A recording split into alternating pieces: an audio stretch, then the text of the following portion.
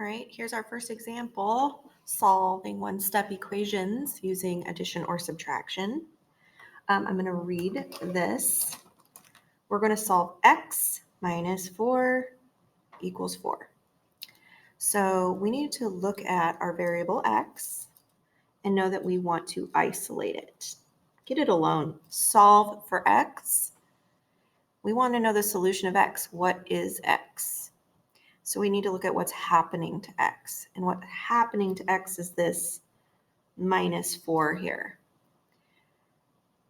Subtract 4 is what is happening to the x. So what is the inverse of subtraction? Addition. So we know that we need to add to both sides of this equation. When we say both sides of the equation, we mean both sides of the equal sign. It's a balancing act. This side has to equal this side. So whatever you do to one side, you have to do to the other side. Okay?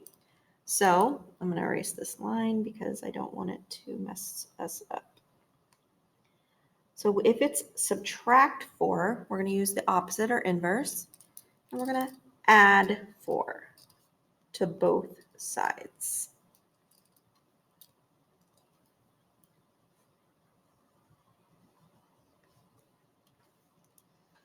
We know that minus 4 plus 4 is 0. So we don't need to write 0. We're just going to cancel it out and bring down our x and our equal sign.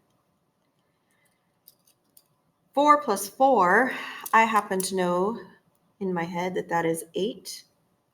So I have my solution of x equals 8. We have isolated the variable, and we have our solution, x equals 8.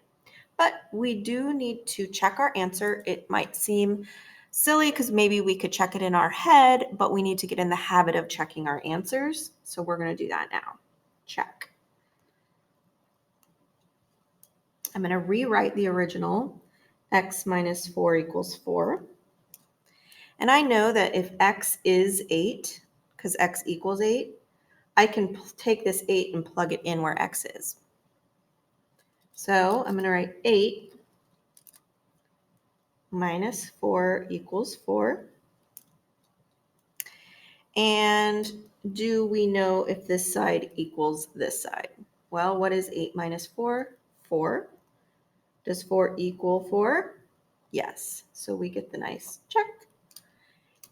And we know that we can box up our answer or highlight it to show where our answer is, our solution.